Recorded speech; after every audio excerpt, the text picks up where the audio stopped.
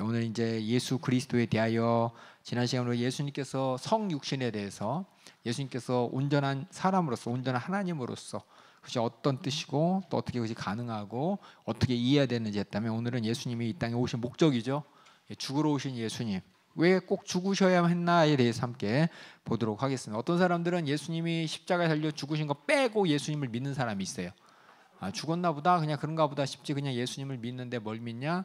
4대 성인들이나 어떤 유명한 어떤 종교인들 믿듯이 그냥 예수님 보면서 그런 분들이 있었어. 아니면 그냥 막연하게 예수님이 하나님의 아들이니까 뭔가 친해지면 좋을 것 같아서 막연한 게 아니라 예수님께서 이 땅에 오신 목적을 예수님이 말씀하셨고 그것은 이 땅에 죽으러 오셨습니다.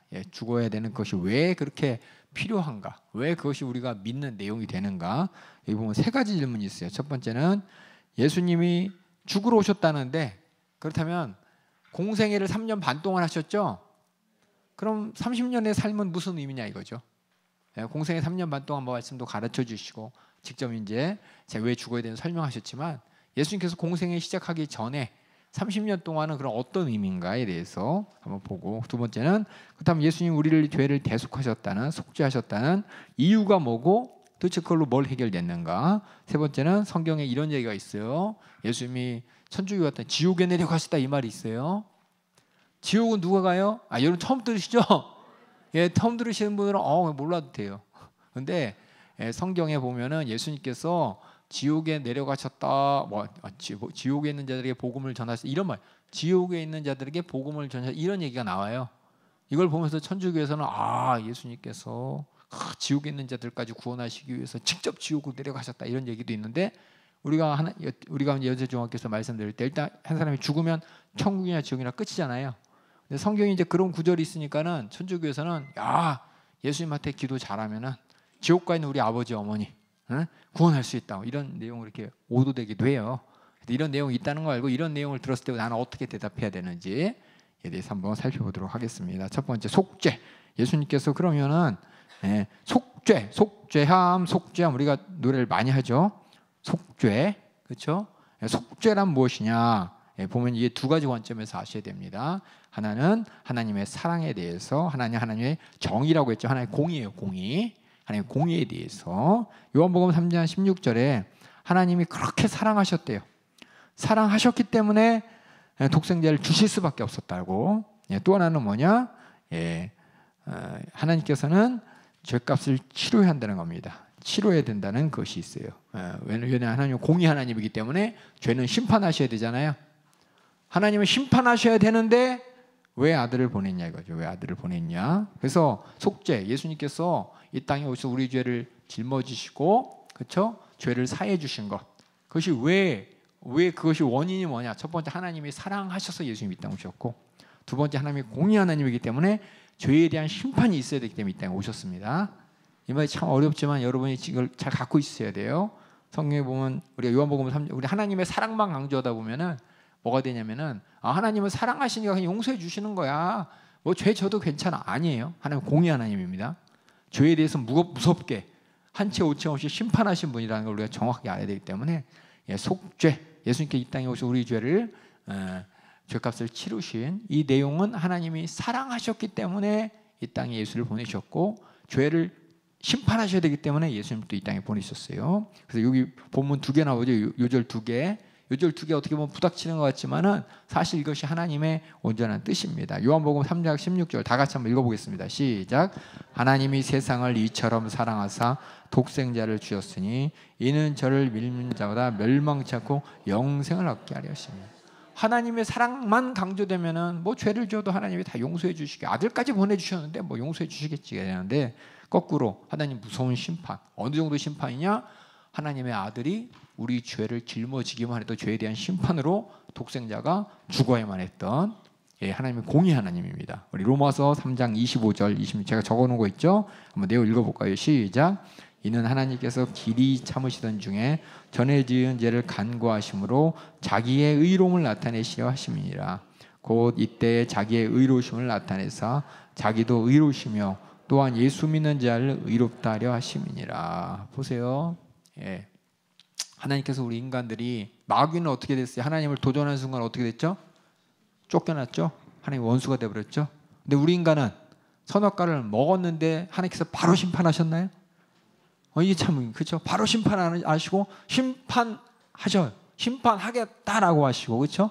심판의 기한을 어떻게 보면은 그렇죠. 심판하셨지만 집행의 기간을 이게 연장하셨잖아요, 그렇죠. 우리 삶 가운데 우리가 사는 동안 우리의 죄로 말미암아 어떻게 보면 당장 죄값은 사망이니까 우리도 마귀와 함께 지옥 가야 되는데 우리는 그 시간이 있는 이게 뭐냐?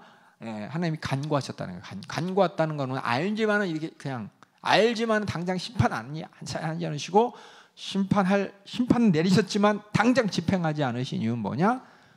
그것 때문에 하나님께서 죄에 대해서 우습게 여기나 보다가 아니라 뭐냐? 만약에 하나님께서 심판하지 않으셔. 하나님께서 지금 우리가 왜 하나님 왜 심판 안 하셔? 이 생각만 우리가 갖고 있다고 생각해 보세요. 그럼 많은 사람이 뭐 죄져도 상관없네. 하나님 심판 안 하시고 이렇게 될 거잖아요. 그래서 하나님이 뭐라고 하시냐? 지금 간구하신다는 거예요. 간구한다는 무시가 아니라 지켜보고 있는 거예요. 지켜보고. 다시 말해서 죄를 심판하려고 하시는 거예요. 그런데 예수님께서 하나님께서 예수님을 십자가에 달려 죽으시는 그 십자가 형벌에서 죄에 대한 심판이 있으므로 두 가지가 나타나는데 하나는 뭐냐? 야, 하나님 정말 심판하시는 분이구나. 죄를 절대 용납하지 않으신 분이라는 하나님의 공의가 나타나는 것이고, 또 하나는 뭐냐? 우리 죄를 예수님께서 담당하셨기 때문에 우리가 어떻게 돼요? 하나님 앞에 죄 없는 의로운 자가 되는 거죠. 그래서 예수님의 십자가 앞에는 두 가지 의가 나타나는데, 하나는 하나님은 절대 죄에 대해서 심판하시는 공의가 충만하신 분이다. 봐주시는 분이 아니라는 겁니다. 법대로 심판하시는 공의 하나님이다. 또 하나는 뭐냐? 그 심판, 그 진노를 죄에 대한 독생자 아들에게 쏟아부으셔서 우리 죄를 대속하여 주셔서 우리가 의롭게 되는. 그래서 로마서 3장 25절 26절이 어려운 말인데 이게 뭐냐? 여러분 내가 이해하려고 하지 마시고 우리가 좀 더 머리가 좀 시야를 넓게 있어서 하나님의 사정을 가지고 이해를 하실 때 하나님은 자기의 의로움도 나타내야 되는 것이고 우리도 의롭게 하셔야 돼. 방법은 뭐냐? 심판을 하셔야 되는데 우리의 죄를 우리한테 심판하는 게 아니라 독생자에게 심판하시는 말미암아 하나님은 의로우신 분이요, 또 우리도 의롭게 되는, 이게 어떻게 보면 참 우리 인간의 머리로 나올 수 없는 우리 인류의 구원의 방법이라는 겁니다. 그래서 이 속죄라는 것이 여러분들이 그냥 예수님 우리 죄를 짊어지고 죽으셨대, 우리 인간의 수준에선 별의별 의문이 계속 나와요. 어떻게 우리 죄를 대신 짊어질 수가 있어?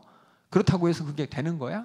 왜 심판 안 한 거 보니까 우리 그냥 사랑하고 그냥 심판 안 하셔도 되는 거 아니야? 별의별 의문이 있지만 하나님은 공의 하나님께서 분명히 심판하셔야 되는 것이고, 하나님은 또한 사랑의 하나님께서 우리 인간을 죄에서 구원하셔야 돼요. 방법이 뭐냐? 하나님의 지혜와 하나님의 지시고 나오는 방법이 독생자, 죄 없는 하나님의 아들 이 땅에 보내셔서 죽지 않으셔도 되는 분을 우리 죄를 담당케 해서 죽으시는 일이에요. 죄가 대신 담당되나요? 죄가 대신 담당돼요? 된다는 걸 보여주기 위해서 구약의 제사제도를 보여주신 거예요. 그래서 하나님께서는 뭐냐? 제사제도를 먼저 만들어 놓으셔서 구약에 이방인의 제사는 뭐예요? 비는 제사예요. 양 바쳐요, 소 바쳐요, 뭐 바쳐요. 근데 하나님께 드리는 제사는 뭐냐? 내 죄를 대속하는, 내 죄를 대신 양이 짊어지고 죽을 수 있도록 내 죄를 해결할 수 있는 길을 구약의 제사 법칙을 통해 하나님께서 열어주신, 우리 죄를 대신 해결하는 방법이 바로 구약의 제사예요. 그러니까 구약의 그 제사법을 이스라엘 백성을 통해서 하나님께서 우리의 죄를 대신이라도 해결할 수 있는 방법을 열어주시고, 대신 해결할 수 있는 것이 온전하지 않지만 온전하게 독생자를 보내서 확실하게 대신 해결해 주신, 이게 뭐냐? 하나님이 우리 구원의 계획이라는 거예요. 그래서 어떻게 그렇게 가능해? 그래서 누가 물어본다면, 아니 어떻게 우리 죄를 대신 짊어지고 대신 그게 되는 거야? 그래서 하나님께서 구약에 예수님 오시기 전에 대속의 제사의 법칙을 세워주셔서, 하나님은 그런 분이라고, 죄를 우리 인간들이 하나님 앞에 죄를 대신 속할 수 있는 방법을 하나님 미리 알려주신 분이라고. 무슨 얘기인지 이해하세요? 그래서 우리는 그냥 신약만 보면은 궁금증이 많아요. 아니 우리 죄를 어떻게 담당할 수가 있고, 아들이라고 해서 그게 가능해? 하나님 이거 억지 아니야? 뭐 그냥 대충 그렇게 그런 법이 어디 있어? 그럼 구약에 이미 법을 세우셨다는 거예요, 하나님이. 그래서 우리는 그렇게 이해하면 됩니다. 그래서 하나님의 사랑과 공의에 의해서 죄가 어떻게 돼요? 속죄돼야 됩니다. 예수 그리스도가 우리 죄를 짊어지고 대속하셔야 돼요. 이게 바로 속죄입니다. 그래서 뒤에 속죄의 필요성 사실상 우리 하나님의 입장에서는 속죄가 필요 없어요. 심판하면 돼요. 그렇죠?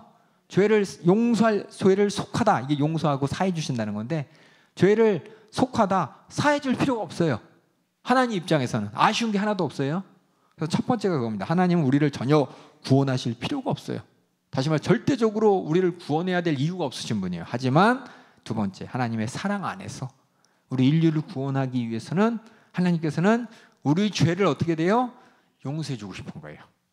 이게 하나님의 사랑. 그래서 예수님이 이 땅에 오셔서 우리 죄값을 치르셨다. 우리 죄값을 해결하셨다. 이거는 공의 하나님으로서는 전혀 불필요하지만 사랑의 하나님이기 때문에 필요한 거예요. 그래서 오직 그리스도의 피, 그의 죽으심, 다시 말해서 하나님의 아들, 거룩하신 하나님의 아들, 우리 인간으로 오신 하나님의 아들, 그의 죽으심만이 우리 죄를 해결할 수 있는 유일한 수단이라는 겁니다. 하나님이 만드신 하나님의 지혜로 우리에게 가르쳐 주시고 행하신 겁니다. 우리 참 이게 어려워요. 어려운데 여러분들이 이거 내 생각을 버려야 돼요. 하나님의 세계에서, 하나님 수준의 영적 수준에서 우리 인간을 구원하기 위한 절대적인, 우리 인간은 생각을 만들어낼 수 없고 방법을 만들어낼 수 없지만 하나님께서 그 방법을 만든 거예요. 아시겠죠? 그래서 이게 참 어려워. 굳이 그렇게 해야 돼? 아니, 그거 아니면 안 된다고 하나님이 말씀하시고, 하나님은 우리는 지금 뭐예요? 우리가 배운 70년, 80년 이론이나 수학이나 학문 가지고는 뭐 그게 어떻게 될 수 있고 그게 된다는 보장도 없고 그러지만 하나님은 그 길밖에 없다고 구약을 통해서 대속의 제사를 만드시고 그 제사의 대속의 방법을 우리 인간들이 깨닫게 하시고 독생자를 보내셔서 단번에 우리 죄를 대속하시는 희생제물로, 대속 화목제물로 예수님을 이 땅에 십자가에서 죽으셨다는 겁니다. 이게 참 우리 히브리서 9장 25절 26절 한번 우리 읽어주세요, 전사님. 대제사장이 해마다 다른 것의 피로써 성소에 들어가는 것 같이 자주 자기를 드리려고 아니하실지니 그리하면 그가 세상을 창조할 때부터 자주 고난을 받았어야 할 것이로되 이제 자기를 단번에 제사로 드려 죄를 얻게 하시려고 세상 끝에 나타나셨느니라. 구약에서는 죄를 해결할 수가 없습니다. 한 번에 해결하고 해마다 이렇게 생각날 때마다 해야 되면 예수님은 단번에 해결하기 위해 대속물로서 이 땅에 오셨다는 것이 그 방법밖에 없다는 거예요. 여기 속죄의 필요성입니다. 그래서 속죄의 필요성, 하나님 입장에서는 아쉬운 게 하나도 없어서, 하지만 우리 인간을 너무 사랑하시기 때문에 그 유일한 방법이 뭐냐? 우리 죄를 대속하는 방법, 하나님의 아들이 그겁니다. 그래서 속죄의 본질에 대해서 잠깐 뒤에 적었나 내가? 제가 그럼 속죄의 본질에 대해서 한번 볼게요. 그 속죄, 죄를 속하다. 우리 이거 이따 하겠지만 다시 볼게요. 죄죠, 죄. 속은 뭐예요? 우리 속량이란 말 들어보셨죠? 이게 뭐냐면은 옛날에 노예들이나 어떤 종들을 그래서 해방시켜 줄 때 돈 내고 풀어주잖아요, 그렇죠? 속량, 그러니까 신분을 죄된 어떤 신분, 그 죄인된 신분, 종된 신분에서 돈 주고서 해방시켜 주는 게 속이에요, 속. 그래서 죄의 문제, 죄의 억누에 우리를 죄에서 속량시켜 주는. 그러니까 죄값을 치러서, 다시 말해서 죄가 그냥 속해지는 게 아니라 이건 대가가 지불돼요. 대가가 지불돼야 돼요. 그 속죄하면은 죄값을 치렀다는 거예요. 죄값을 치르고 우리를 자유하게 했다. 아시겠죠? 그럼 하나님께서는 예수님을 통해서 죄값을 치러야 되는 거. 그걸 우리가 속죄라고 합니다. 그래서 속죄함 이 말은 우리 죄가 치러졌다. 우리 죄값이 해결되었다 이 말입니다. 그래서 속죄 본질. 그럼 우리 죄값이 치러지는 이 본질이 어떤 것이냐? 먼저는 우리가 잘 봐야 될 게 예수님의 순종을 잘 보셔야 돼요. 순종. 예수님의 순종.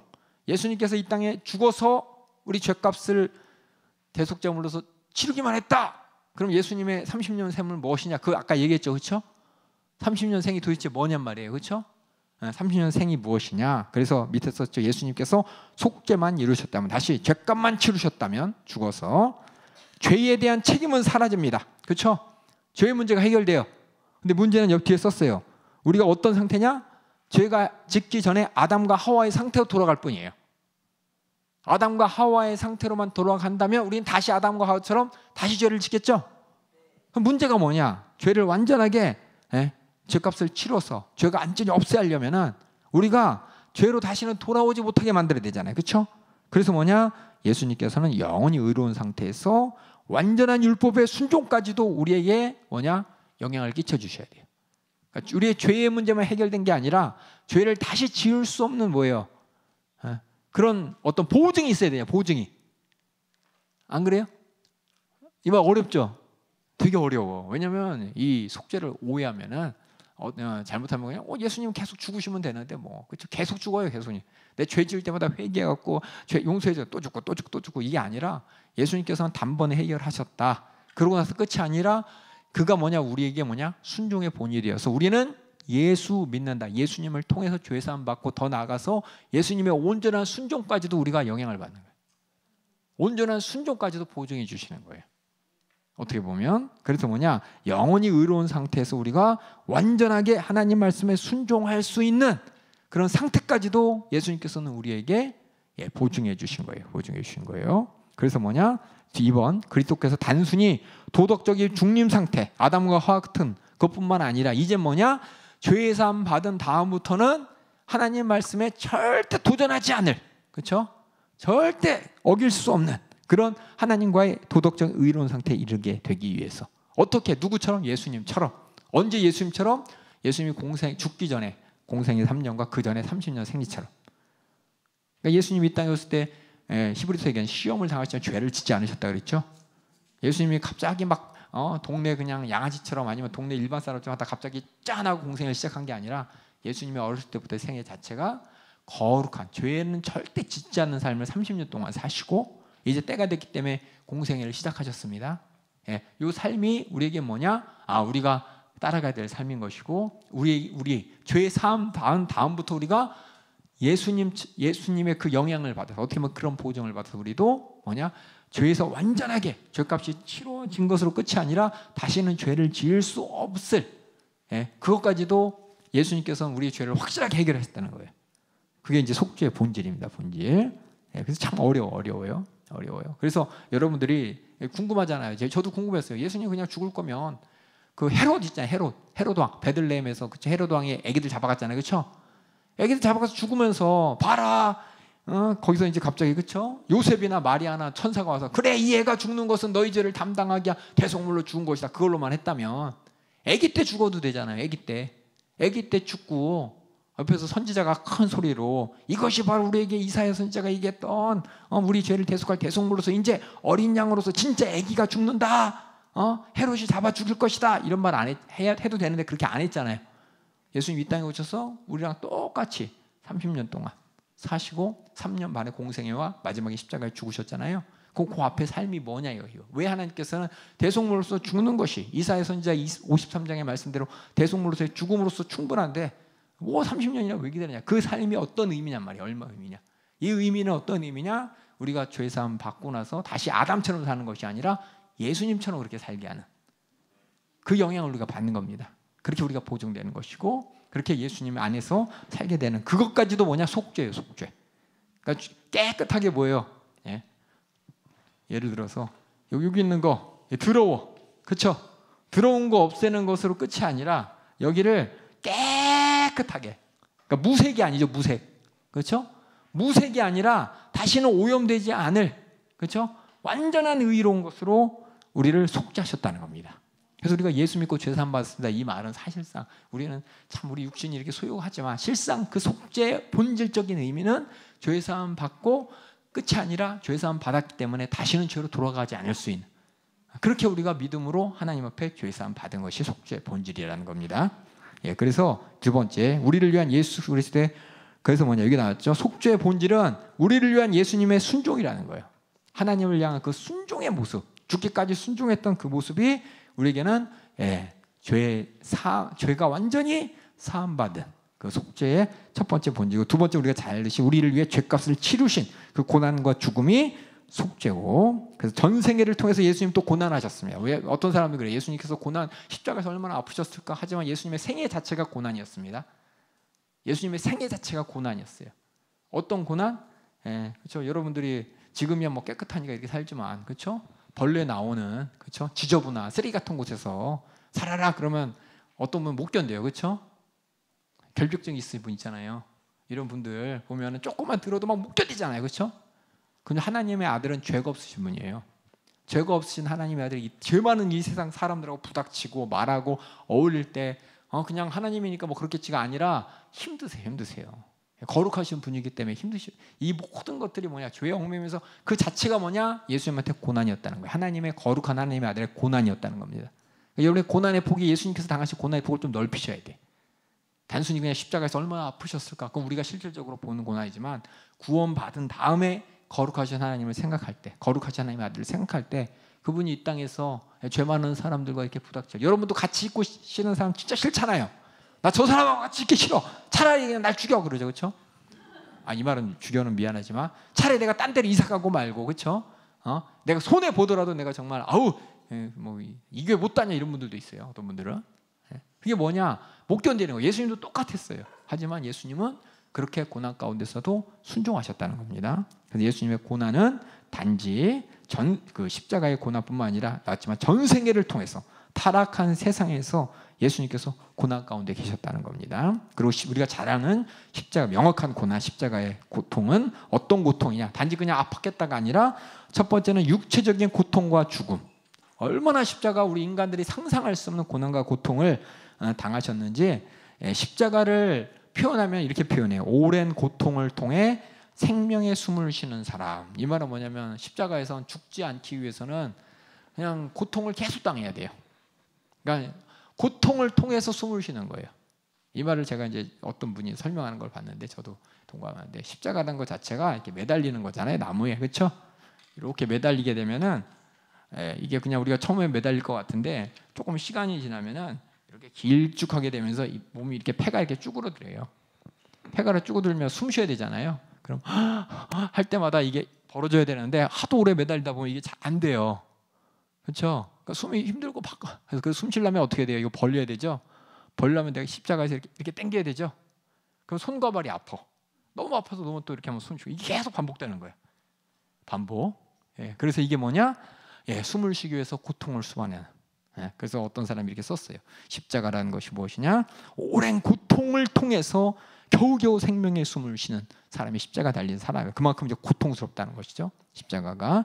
그래서 십자가 그냥 손과 발 아프셨겠다 이게 아니라 이게 매달리게 되면은 이게 숨이 안 쉬어지는 거예요. 그것도 이제 알다시피 여러분이 어떤 십자가에서는 어떤 사람이 7일 동안 매달렸다 죽었대요. 이게 빨리 죽는 십자가가 아니에요. 예수님 워낙 십자가에 매달리기 전에 피도 많이 흘리시고 고난 당하셔서 6시간 만에 돌아가셨지만 일반적인 십자가는 안 죽어요. 고통을 죽을 때까지 제일 오래 당하면서 죽게 만들려는 형틀이 십자가예요. 그래서 보통 이제 일주일 동안 매달리면서 죽는 사람도 있고, 그렇죠? 일주일 동안 있으면 배고파서 죽겠죠, 그렇죠? 그러니까 배고파서 굶는데 그 계속 고통 가운데 숨 떨릴 때까지 그렇게 죽는 게 십자가라는 겁니다. 그래서 그렇게 고통, 그래서 육체적인 고통이 있고 또 하나는 뭐냐면 죄를 담당하는 고통이에요. 죄를 우리 여러분도 알다시피만 죄에 대해서 이제 불감한 사람 모르겠지만 죄 지으면 두근두근 하잖아요. 정신 막 노예에 걸릴 것 같아요. 여러분 뭐 우리 워낙 죄 가운데 있어 잘 모르겠지만 어떤 분들 보면은 죄를 지으면은 막 두근두근 차라리 그냥 빨리 걸렸으면 좋겠는데 두근두근 하는 거 있잖아요. 우리 인간은 워낙 악해져 갖고 이제 그 둔감해지지만 예수님은 죄가 없으신 분이기 때문에 우리 죄를 짊어지실 때, 그 말로만 그냥 짊어지시고 죽을 때가 아니라 진짜 우리가 죄로 말미암아 느끼는 죄책을 십자가에서 다 당하시는 거 다 경험. 뭐 그 정도쯤이야. 우리는 악해서 그렇지만 거룩하신 하나님 앞에서는 이 죄책, 내가 짓지도 않은 그 죄로 말미암는 그 책임을, 우리 모든 인류의 죄의 책임을 다 담당하시는 그 심리적, 우리 용어로 쓰면 심리적인 이 고통, 그렇죠? 이게 막 힘드니까 어떻게 돼요? 너무너무 고통스럽고 힘드니까는 막 자살하는 사람 있잖아요. 이해 가세요? 이게 막 죄의 책임이 너무 크고 자기 책임질 수 없는, 책임질 수 있는 분야 이상의, 가만히 있으면 되는데 괜히 혼자 그냥 그 책임에 그냥 떠말려서, 그렇죠? 내가 이 죄의 책임을 갖고 어떻게 살아? 그러면서 자살하는 사람들 많잖아요, 그렇죠? 그것처럼 이렇게 죄에 대한 책임. 그래서 아담의 죄가 우리에게 전가되었듯이 하나님께서 우리의 죄를 어떻게 돼요? 그리스도에게 전가시켰습니다. 그래서 그 모든 죄의 책임이 있었던 예수님의 고통, 그러니까 십자가 고통이 여러분들이 단순하게 60만 아팠겠다가 아니라 죄로 말미암은 죄책의 고통, 심정의 고통. 또 하나는 버림받는 고통. 제자들이 버림받고 나중에는 하나님 아버지도 어떻게 보면 버려둔 거죠. 아이 아버지, 나의 하나님, 나 어찌 나를 버리시나이까 그랬잖아요. 버리시나이까, 그 얘기는 버렸다는 얘기죠. 십자가 달려 죽도록 하나님께서는 아들을 이렇게 버리신, 그 제자들에게 버림받고 아버지에게 버림받는 그 고통, 버림받는 고통도 있고, 또 마지막까지 하나님의 진노를 담당하시는, 아까는 죄책이 있고, 죄책은 혼자 느끼는 거죠. 예, 그것도 뭐예요? 그 하나님의 진노를 담당한다. 여러분 이제 가끔 이제 군대, 텔레비 보면은 군인대 가면, 군대 가면 막 교관이 막 쪼잖아요. 영화 군대 갔다 오시면 알 거예요, 그렇죠? 가만히 있는데 교관이 앞에서 막 침튀기면서 막 목소리로 막 짓누르잖아요. 그럼 막 힘들잖아요, 괴롭잖아요. 사실 아무것도 아닌데 사람과 사람 인격적인 관계 가운데 저 사람이 나를 향해 쏟아부는 그 진노와 그것을 차라리 피하고 싶지, 힘들잖아요. 그런 죄에 대한 하나님의 진노를 예수님께서는 다 이렇게 담당하셨다는 거. 그리고 마지막 죽을 때는 다 이뤘다 할 때, 그 모든 것이 다 이제 끝났다라고 할 때, 그 어떻게 보면 한숨과 동시에, 어떻게 보면 원하선 어떻게 보면 고통이 끝났다는 뜻이겠죠. 그래서 뭐냐면 우리가 간단하게 그냥 십자가의 고통하면 아프셨겠다 이게 아니라, 십자가의 고통, 육신으로도 또 하나님과의 관계 가운데서도 이 죄라는 것에 대해서도, 그리고 제자리의 수많은 인격 가운데 버림받았다는 이 모든 것들을 한번 여러분이 살펴보시면 정말 십자가가 얼마나 무섭고 또 고난의 길이었는지 여러분들이 잘 확인해 보시면 좋겠습니다. 그러니까 단순히 십자가 아프셨겠다 이게 아니에요, 그렇죠? 심리적으로도 또 영적으로도 또 육체적으로도 관계적으로도 고통의, 아주 인간이 경험할 수 있는 최고의 고통 이상의 것을 예수님이 담당하신 것이 바로 십자가의 고통입니다. 이게 뭐냐? 이렇게 예수님은 죄값을 치르셨다는 겁니다. 아시겠죠?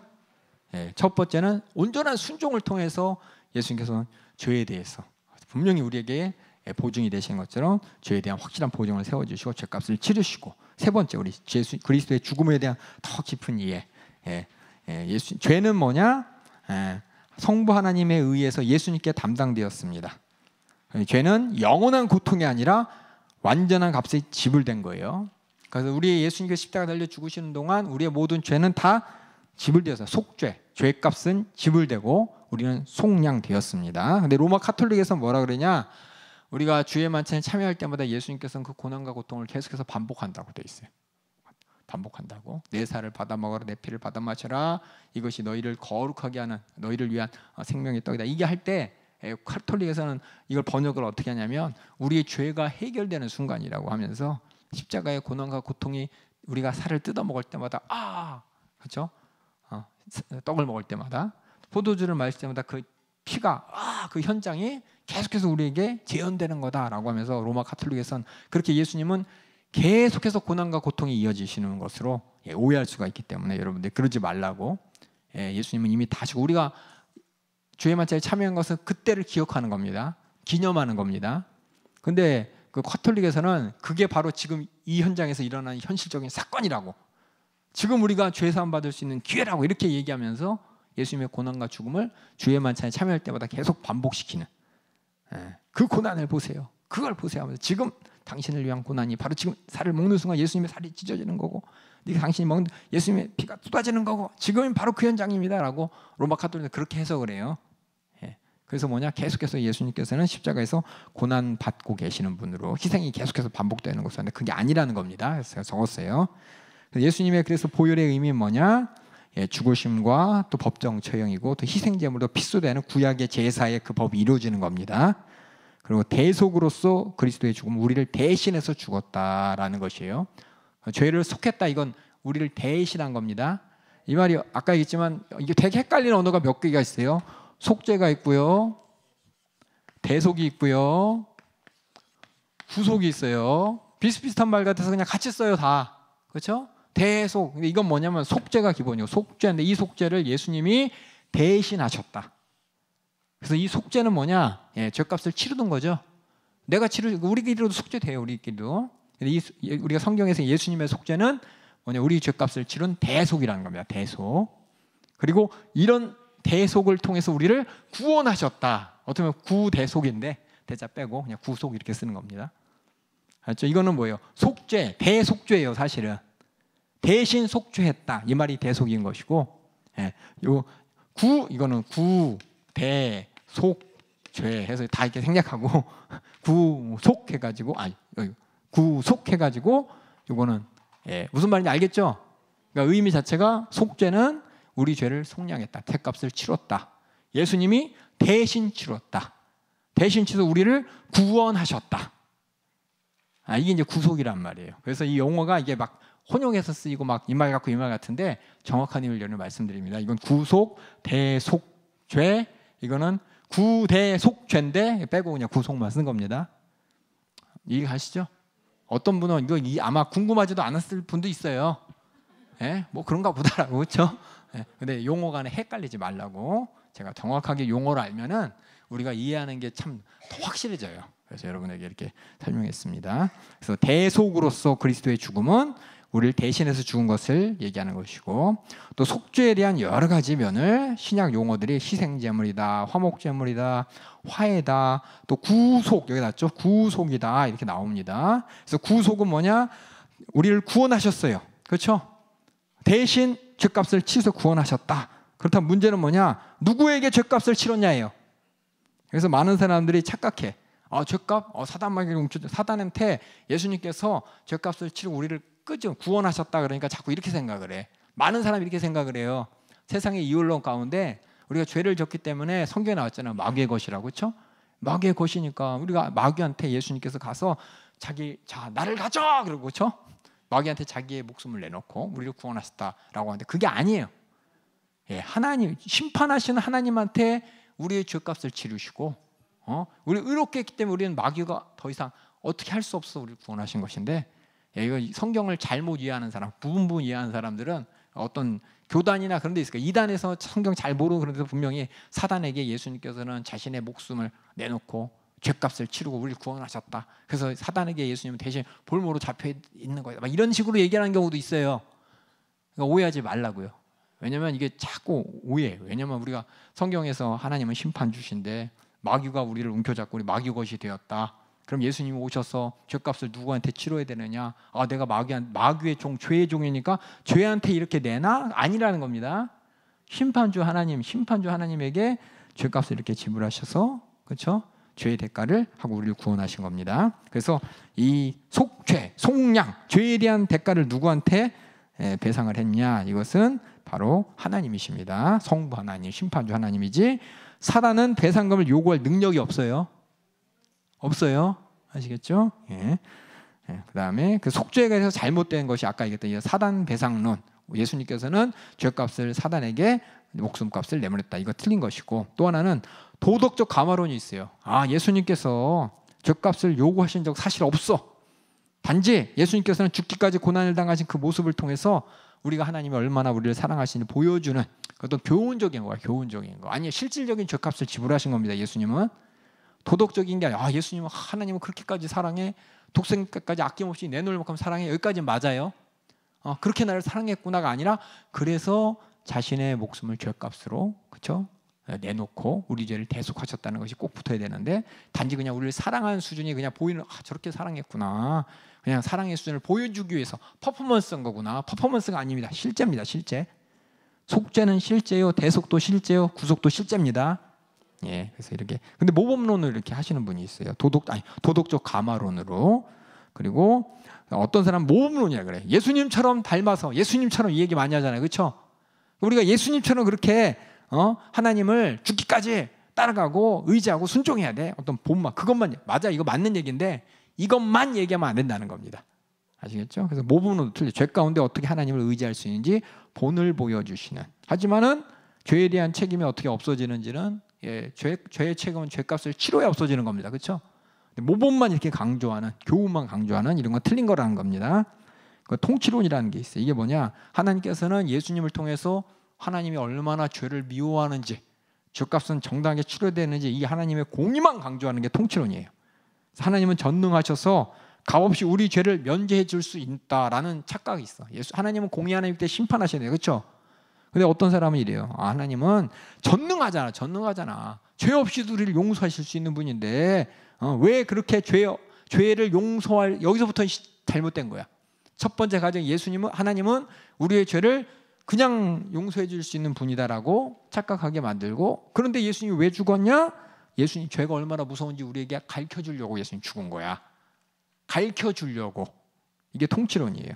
하나님이 율법이 깨어지면 그 대가를 치러야 된다는 것을 우리에게 보여주기 위해서. 하나님은 진정한 통치자의 심판주라는 걸 보여주기 위해서.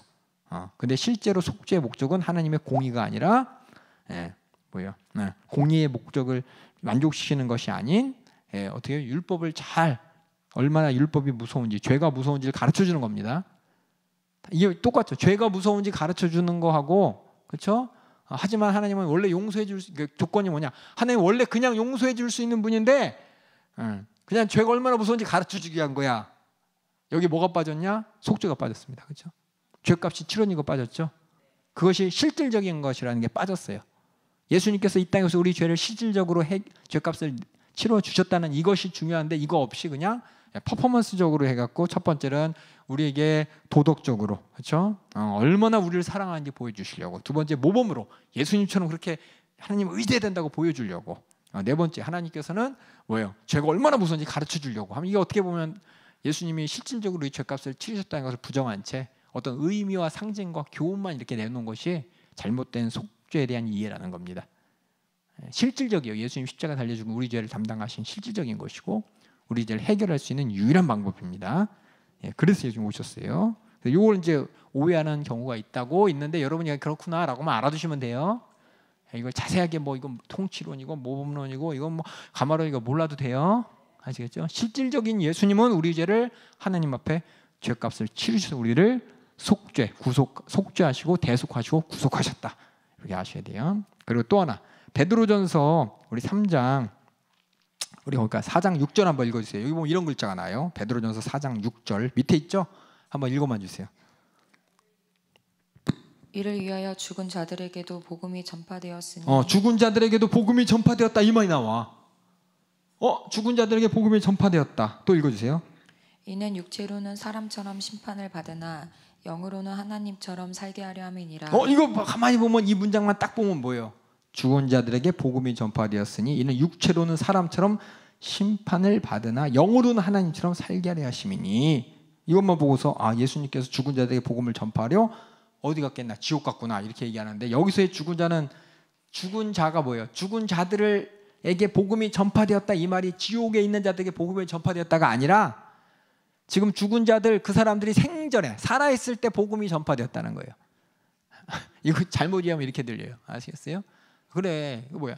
제가 할게요. 우리 할아버지한테 예수님께서 복음을 전해주셨어요. 제가 이렇게 얘기했어요. 그럼 여러분도 어떻게 듣겠어요? 어머 예수님이 지옥까지 가서 우리 할아버지한테 복음 전해주고 천국으로 인도하셨나?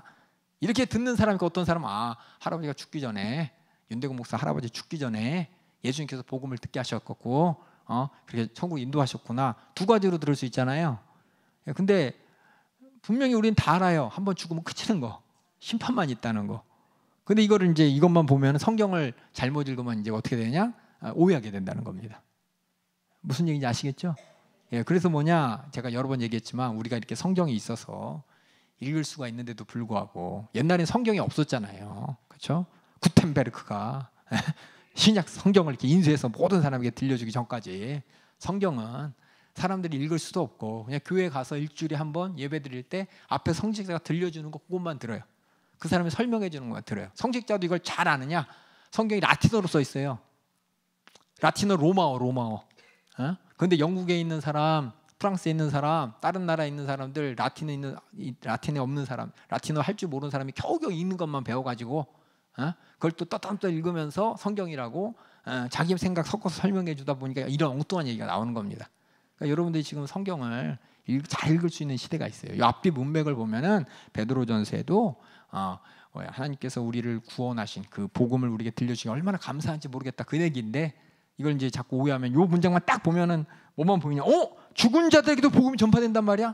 나 걱정 많았는데 우리 아버지 어머니 우리 형님 지옥 갈까봐 걱정 많았는데 죽은 자들에게도 복음이 전파될 수 있구나. 아니 하나님께서 육체로는 심판을 받아 영으로 하나님께서 살 수 있는 길을 열어주고 오해한단 말이야. 잘못 오해할 수가 있습니다. 제가 이렇게 설명하니까 그렇게 들리지만 아마 사기꾼이 와서 하면 여러분 다 속을 거예요. 성경에 그렇게 써 있다고. 예수님도 지옥에 가서 직접 우리를 죽은 사람을 지옥 간 사람을 구원할 역함이나 사랑이 풍성한 분이고 그렇게 우리는 죽어 가더라도 혹시 지옥에 가더라도 혹시 예수님이 보이면 꼭 붙잡고서 몸은 죽었지만 영은 살아야 됩니다. 이런 얘기하면 엄마 그러네 아멘 할 사람이 있어요. 왜냐 잘 분별 못하니까. 그래서 우리 성경을 잘 알아야 됩니다. 왜냐하면 마지막 때는 이제 예수님이 보시지만 기독교 예수님이 십자가 달려 죽으신 이후에 수많은 이단들이 끊임없이 나타났습니다. 이단이 없었을 때가 없어요. 왜냐 성경을 각자 자기 방식대로 호도하고 또 미혹해갖고 수많은 사람들 믿으면서 끌어들이기 위해서 성경을 읽지 못하는 사람들, 들어본 사람 없는 사람들, 수많은 이단이 그렇게 생기는 거예요. 뭐예요? JMS도 그렇고 신천지도 그렇고 다 성경 안 봐서 그래요. 지들은 성경 본대. 근데 앞뒤 문맥 없이 자기 마음대로 해석하는 거잖아요. 자기 마음대로 해석하면서 예수님께서 가라사대 하면 뭐 성경처럼 들려. 영이, 생명이 그러면 뭔지 모르. 진리가 그러면 뭔지 모르지만 괜히 그런 얘기 들으면 뭔가 하나님 말씀처럼 들리고 내가 순종해야 될 것처럼 들리고 불순종하면 지옥 갈 것처럼 들리고 그렇게 이단에서는 무매하고 잘 성경 말씀 모르면 다 미혹합니다. 미혹해. 여러분 모르면 미혹당해요. 그래서 여러분 잘 아셔야 돼요. 그래서 이런 거 나오면 여러분들 윤대건 목사가 그러더라라고 하지 마시고 성경에 그랬다는 거 여러분 눈으로 좀 보고 확인하셔야 돼요. 성경 안 읽으면 그때 그런 얘기 있었는데 윤대건 목사 그 사람 믿을 사람 아니야. 엄마 그렇네. 그 사람 얘기한 거 다 믿을 거 하나도 없어. 엄마 그렇네. 사람 얘기로 듣게 됩니다. 꼭 성경을 펴서 확인하시면서 하나님 말씀이 정확하게 어떻게 되는지 여러분이 깨달으셔야 돼요.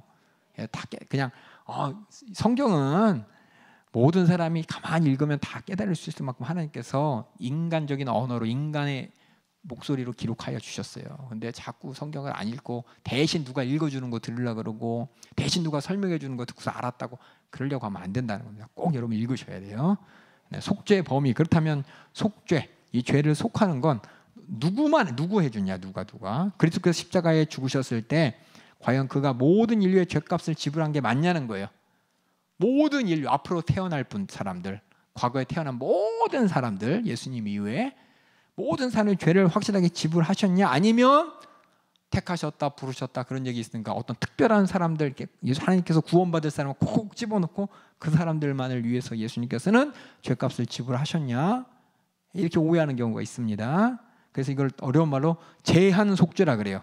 예수님께서 죄값을 지불하셨는데 제한된 사람들을 위해서 아니면 모든 사람, 믿지 않는 모든 사람까지도 뭐가 답일까요? 모든 사람일까요? 아니면 믿는 자들을 위해서 예수님께서 죄값을 지불하셨을까요? 모든 사람이에요. 모든 사람. 근데 이제 성경에 이제 용어들을 헷갈려서 그렇게 해요. 그래서 어떤 사람들은 제한 속죄, 특별한 택한 사람들을 위해서 예수님께서 하나님은 전지전능하기 때문에 누군지 다 알고 그 사람들만 이렇게 딱 지칭해 가지고 그 사람들의 죄만 해결했다고 성경 구절이 써 있어. 그의 백성을 위해 죽으셨다. 백성 아닌 사람은 아닌가? 이런 생각이 들고 믿는 자들에 관해서 성부, 성자, 성령이 이렇게 일하신다. 안 믿는 사람들에게는 성부와 성자와 성령이 일하지 않나? 이런 생각이 들고 그리스도께서 죄사함을 허락하신 그들만 성령의 역사를 통해서 더 큰 은혜와 은총을 얻게 된다라는 구절이 있으니까 그런가? 그럼 다른 사람 죄사함 받지 못한 사람들은 안 되는가? 이렇게 이제 오해하게 된다. 그래서 죄한 속죄라는 게 있어요. 예수님의 그리스도의 속죄 사역에 완전한 게 아니라 특별한 어떤 사람만 있었다. 그러니까 부족함이 있다 이 말은 뭐냐면 이런 오해가 있어요. 다는 아니다라는 오해. 그래서 그리스도가 특별히 택한 사람들을 위해 죽으셨던 특별 구속으로 오해하는 경우가 있어요. 이게 뭐냐? 우리는 하나님이 택하셔가지고 우리만 하나님이 택하셔서 얼마나 다행인지 몰라요. 그러니까 절대 하나님 떠나면 안 됩니다. 라는 말 들으면 아멘 하면 안 돼요. 아시겠죠? 이게 그럴싸해요. 그러니까 성경을 여러분이 잘 보고 분별하셔야 돼요. 제가 다시 한번 말씀드리지만 정말 마지막 때가 가까우면은 하나님께서 가르쳐 주신 이런 구속과 속죄와 또 여러 가지 성경적인 이해가 이렇게 조금 혼란해도 괜찮겠지라고 하지만 그 결과는 뭐냐? 하나님과 나의 관계가 이론이 되고 이단이 되고 또 하나님이 원하시는 믿음이 아닌 어떤 인간의 욕정이 되고 어떤 선입관이 되는 경우가 많기 때문에 이런 성경대로 하셔야 돼요. 그래서 지금 제한 속죄 아니라는 겁니다. 일반적인 또는 무제한 속죄라고 성경은 다 기록되어 있어요. 그래서 그리스도가 온 세상을 위해 죽으셨다 이 말 있죠? 그렇죠? 그의 백성을 위해 죽으셨다 하고 온 세상을 위해 죽으셨다 똑같이 성경에 기록되어 있어요. 그럼 이거야? 뭐라고 해야 돼요? 둘 다예요, 둘 다. 그렇죠? 근데 그의 백성은 특별히 우리끼리 얘기할 때, 그렇죠? 우리끼리 얘기할 때 하나님은 우리를 위해 죽으셨습니다 할 때 우리 강조할 때 우리를 좀 특별히 강조할 때, 그렇죠? 우리가 하나님의 백성인 우리의 백성 우리를 위해 죽으셨습니다. 우리와 얘기하는 때 이렇게 은혜를 나누고 감사할 때 하는 것이고, 복음을 전할 때 일반적으로는 뭐예요? 온 세상을 위해 예수님께서는 이 땅에 오셨다는 겁니다. 그래서 성경 구절 인용 구절 보면 위에는 몇 개 오해할 만한 구절이 몇 개가 있지만 일반 구속, 무제한의 구속에 대해서는 구절이 되게 많죠. 이 모든 구절이 온 세상을 위해서 모든 일을 위해서 예수님께서는 이 땅에 오셨고 죄를 해결하셨다는 겁니다. 그래서 논란이 되는 구절들에 대해서 우리 어떻게 이해해야 되냐? 모두 다 구원받는 건 아니죠. 예수님이 우리 죄를 모두 속죄하셨지만, 그렇죠? 대속하시고 구속하셨지만 모두가 다 그 은택을 누리는 게 아닙니다.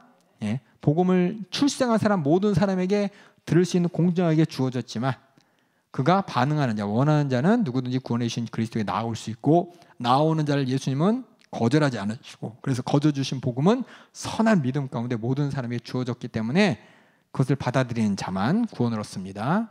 그래서 복음이 뭐냐? 그래서 소식을 전하는 거죠. 그렇죠? 예수님께서 우리 죄를 담당하셨어요. 그걸 듣고 믿고 받아들이는 자는 혜택을 입는 것이고, 그렇죠?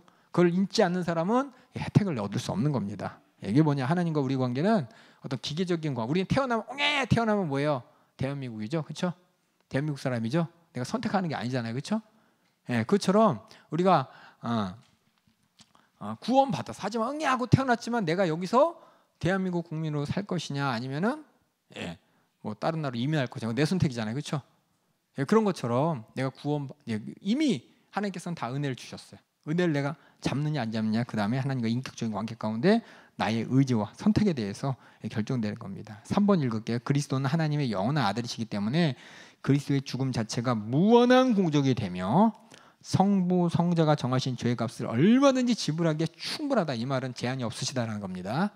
그래서 이렇게 여기까지 속죄에 관한 오해에 대해서 여러분께 나눠봤습니다. 어려워요. 근데 속죄에 대해서 여러분들이 뒤에 이제 복습 내용만 잘 아시면 되고, 이런 오해할 만한 내용을 제가 얘기한 것은 그 오해할 내용을 다 외우라는 게 아니라 이런 내용에 속지 마시라고 잠깐 설명드렸습니다. 이제 두 가지만 더 하면 됩니다. 우리 예수님의 부활한 육체와 그리스도이신 예수님에 대해서 함께 보도록 하겠습니다. 예수님이 부활에 대해서 여러 사람들이 이제 궁금해 여겨요. 근데 우리는 항상 말씀드리지만 성경에 기록된 것만 가지고 우리는 믿으면 됩니다. 성경에 기록된 것 외에 다른 내용에 대해서 궁금하고 그래서 이렇게 설명하고 저렇게 설명하고 저렇게 하는 건 그냥 참고로 그냥 받아들일 뿐이지, 우리가 믿는 것은 성경에 기록된 대로만 믿습니다. 부활 볼게요. 부활. 그 두 가지 질문이 있어요. 예수님이 부활한 육신이 똑같다는 게 어떻게 중요한 것이냐고, 또 예수님이 승천하셨을 때 일어난 일들을 통해서 부활의 육체가 어떤지 한번 살펴보겠습니다. 부활 진짜 부활한 거야? 많은 사람들이 오해하는데 우리는 성경에 기록된 대로 부활을 믿습니다. 성경 신약 전체가 예수님의 부활을 확실히 인정하고 기록되었습니다. 예수님의 부활의 본질은 나사로와 같은 단순한 죽음에서의 회생이 아닙니다. 나사로는 다시 죽었어요. 아시겠죠? 예수님께서 죽은 자를 많이 살리셨죠? 그 사람 다시 다 죽었습니다. 그런 부활이 아니에요. 예수님의 부활은 완전한 육체로 더 이상 죄에 영향받지 않는 연약함, 노쇠, 죽음에 얽매이지 않고 영원히 살 수 있는, 이 땅에 누구도 상상할 수 없는, 경험할 수 없는, 누구도 이해할 수 없는 새로운 종류의 생명의 첫 열매가 되셨다고 고린도전서에 기록되어 있습니다. 썩지 아니할 것을 입으셨다. 그래서 고린도전서에 기록되어 있고요. 또 실질적으로 만져질 수 있는 육체를 갖고 또 실제로 움직이셨고 음식도 먹으셨어요. 일부러 예수님께서 기록된 게 뭐냐? 예수님께서 만약에 만진 적이 없다, 먹은 적이 없다, 그러면 많은 사람이 오해할 거예요. 그래요, 예수님께서는 그냥 보이는 것만 육체 아니야? 그냥 안 먹어도 되는 그런 거 아니야? 근데 우리가 육신하고 똑같이 보면은 뭐 음식을 드셨다고 사도행전에 기록되어 있고 도마는 이렇게 만져보라고 하셨죠. 그러니까 여러분들이 생각에는 부활하면 뭔가 신비하고, 특히 영화나, 그렇죠? 영화나 드라마 보면 하얘가지고 뭔가 새롭게 막 이렇게 하면서 뭔가 우리랑은 다를 것 같은, 하지만 우리랑 똑같은 육체를 가졌다고. 아니, 성경에 기록된 대로 믿으면 돼요. 만져지고, 그렇죠? 예수님 먹으셨습니다. 드셨어요. 그 얘기는 뭐냐면 알아볼 수 있는, 그렇죠? 알아볼 수 있고, 제자들이나 또 그 당시엔 사람, 이런 육체도 있네? 어떻게 몸이 이럴 수가 있어요? 라고 예수님의 몸을 보고서 막 새롭게 이거 뭔가 못 보던 건데, 이런 말 쓴 적 있어요, 없어요? 그러니까 이걸 참고하셔서 예수님의 부활은 예수님께서 십자가 달려 죽으실 때 예수님 생애 사실 때 그 몸 그대로 부활하셨지만은 죽지 않으시는 그런 부활이었다는 걸 여러분 이해하시고, 그래서 부활 교리가 왜 중요하냐면은 예수님의 부활을 통해서 우리는 이렇게 우리가 거듭나는구나라는 걸 우리가 보증해 줄 수 있습니다. 그래서 베드로전서 1장 3절 한번 읽어주세요.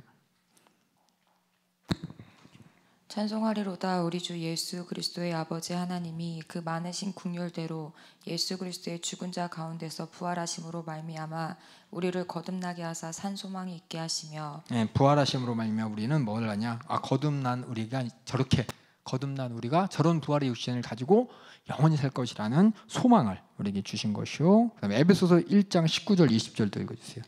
그의 힘의 강력으로 역사하심을 따라 믿는 우리에게 베푸신 능력의 지극히 크심이 어떤 것을 너희로 알게 하시기를 구하노라. 그 능력이 그리스도 안에서 역사하사 죽은 자들 가운데서 다시 살리시고 하늘에서 자기의 오른편에 앉히사. 우리를 그렇게 살리시고 오른편에 앉히게 하신대요. 자기 오른편에. 그 말은 예수님께서 지금 사셨고, 그렇죠? 하나님의 우편에 앉아 계시죠? 그것이 우리의 소망이 되는 겁니다. 그래서 예수님의 부활은 단순히 신기하다가 아니라 우리가 거듭난 우리가 바라볼 그 소망, 우리가 앞으로 어떻게 하나님과의 관계 가운데 어떤 영접을 받고 어떤 보장을 받을지를 보여주십니다. 그래서 예수님의 부활은 예수 안에서 우리는 뭐냐? 산자가 돼요. 산자. 죽는데요? 아니, 우리는 하나님 앞에 산자입니다. 산자.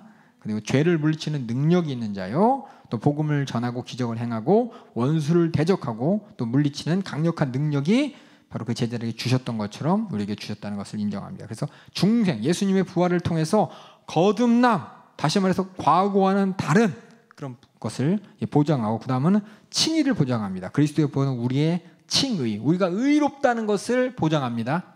우리 칭의, 의롭다고 하나님께서 인정해 주는 거예요. 인정해 주는 걸 내가 보장할 수 있다. 로마서 4장 25절 읽어주세요. 예수는 우리 범죄함을 위하여 내어줌이 되고 또한 우리를 의롭다 하심을 위하여 살아나셨느니라. 의롭다 하심을 위하여 살아나셨느니라. 그 말 우리의 불의에서 이제 의로 옮겨지기 위해서 예수님께서는 부활로서 확실하게 우리 죄가 해결됐다는 겁니다. 그래서 예수님의 부활은 부활하신 데가 아니라, 제가 여러 번 이제 설교할 때도 했지만, 예수님께서 부활하지 않으셨다면 우리의 죄가 완전히 해결된 데 아닌지 몰라요. 예수님이 우리 죄를 감당할 능력이 얼마만큼인지, 예수님의 우리 죄를 담당할 수 있는 역량이 우리 모든 인간들의 죄의 98배밖에 안 된다. 그럼 이가 모자라서 부활을 못하는 거야. 이해 가세요? 제가 이제 물리학과라서 수학적으로 설명하면은, 예수님께서 우리 모든 인류의 죄를 담당하셨다 그랬나 보지 뭐가 아니라 부활로서 확인시켜 준 것입니다. 그래서 그 죄가 해결됐기 때문에 우리는 하나님 앞에 의로운 자요, 또 하나님 앞에 거듭난 자라는 것이 확실하게 된 것이 부활 때문에 그래. 부활. 그래서 우리가 부활절, 예수님 부활하셨다, 다행이다, 안 죽어서 다행이야, 예수님 아프고 참 나 불쌍하고 나 가슴 아팠는데 부활해서 다행이다, 개인적인 어떤 그것 때문에 예수님 다행이다가 아니라, 부활함이 우리의 죄가 완전히 해결됨이 확증된 겁니다. 죄가 확증됐기 때문에 우리의 거듭남도 보장된 것이요, 의롭다가 된 것도 보장된 것이요. 그래서 그리스도의 구속의 사역이 됐다고 하나님이 선언하는 것이고, 3번 그리스도의 부활은 우리를 완전한 부활의 육신을 발 것이란, 우리 앞으로 우리가 이렇게 될 것이라는 것을 확실히 인정케 하는 거예요. 우리 고린도전서 6장 14절 읽어주세요. 하나님이 주를 다시 살리셨고 읽어주세요. 읽어주세요. 또한 그의 권능으로 우리를 다시 살리시리라. 확실하게 고린도의 바울의 고백이죠. 고린도후서 4장 14절도 읽어주세요. 주 예수를 다시 살리신 이가 예수와 함께 우리도 다시 살리사 너희와 함께 그 앞에 서게 하실 줄을 아노니. 그다음에 고린도전서 15장 54절. 이 썩을 것이 썩지 아니함을 입고 이 죽을 것이 죽지 아니함을 입을 때에는 사망이 이김에 삼킨 바 되리라고 기록된 말씀이 응하리라. 그렇게 구약의 말씀이 이루어져서 이 부활이 우리의 것이 될 것이라고 우리는 확실하게 보장될 수가 있습니다. 부활의 윤리적의 중요성에서 부활이 이 땅에서 하나님에 대한 순종에도 적용이 된다고 고린도전서에 기록되어 있어요. 우리 한번 고린도전서 15장 54절 읽어주세요. 다시 한번 읽어주세요. 이 썩을 것이 썩지 아니함을 입고 읽어주세요. 이 죽을 것이 죽지 아니함을 입을 때에는 사망이 이김에 삼킨 바 되리라고 기록된 말씀이 응하리라. 이 사망도 이런 것들이 더 이상 이제 적용을 못한다고. 부활한 사람이 그 예수 그리스도의 부활로 말미암아 거듭나고 또 부활의 시를 바라보는 사람에게서는 더 이상 죄에 얽매이지 않고 하나님께 순종할 수밖에 없다는 것이고, 그래서 썩을 것 이런 것들이 다 삼키고 봐야 된다는 것이 더 이상 나에게 일하지 못한다는 뜻입니다. 그 다음에 그래서 부활을 대해 생각할 때마다 천국에서 우리는 확실히 내가 있어야 될 미래의 상급을 목표로 삼게 되는 것이, 그렇게 우리가 권면받을 수가 있습니다. 소망이 생기는 거죠. 골로새서 3장 1절부터 4절 한번 읽어주세요. 그러므로 너희가 그리스도와 함께 다시 살리심을 받았으면 위의 것을 찾으라. 거기는 그리스도께서 하나님 우편에 앉아 계시느니라. 위의 것을 생각하고 땅의 것을 생각지 말라. 이는 너희가 죽었고 너희 생명이 그리스도와 함께 하나님 안에 감추었음이니라. 우리 생명이신 그리스도께서 나타나실 그때 너희도 그와 함께 영광 중에 나타나리라. 그때 영광의 때를 우리가 확실하게 인정할 수가 있습니다. 그런데 이런 부활을 바라볼 때 우리는 부활을 보증받은 사람으로서, 부활에 참여할 사람으로서 더 이상 죄에게 양보하지 말아야 될 책임이 있고 의무가 있다는 것입니다. 그래서 우리는 주님의 부활로 산자가 되었다. 이 말은 죽을 자, 죄의 얽매일 자, 마귀에게 속는 자가 절대 아니라는 겁니다. 그 확실하게 예수님 부활이 우리에게 보여주는 것입니다. 그리고 예수님께서는 부활한 육신 그대로 천국으로 승천하셨습니다. 스데반이 순교할 때 하나님의 영광과 하나님 우편에서 예수님을 바라보면서 이렇게 언급을 했죠. 환상이 아니라 우리 어떻게 그게 환상이 될, 나도 좀 보여주지. 스데반의 입을 통해서 우리에게 보여주신 거예요. 말씀하신 것이고 우리의 소망이 되는 것입니다.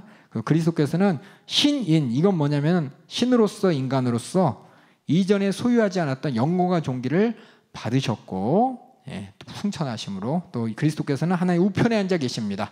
재판관으로서 앉아 심판하실 분. 우리 하나님 우편에 앉아 계시다, 이 말이 그냥 옆에 앉았다는 말이 아니라 하나님으로서 권세를 가지신 분이에요. 이게 어떤 뜻이냐면은 성경이 기록될 당시가 옛날 예수님 오시기 전부터 시작한 로마 시대도 있고 그 전에 바벨론 시대도 있고 여러 시대들이 있잖아요. 그 시대들에 황제가 있으면 황제가 옆에 누구를 앉혀요.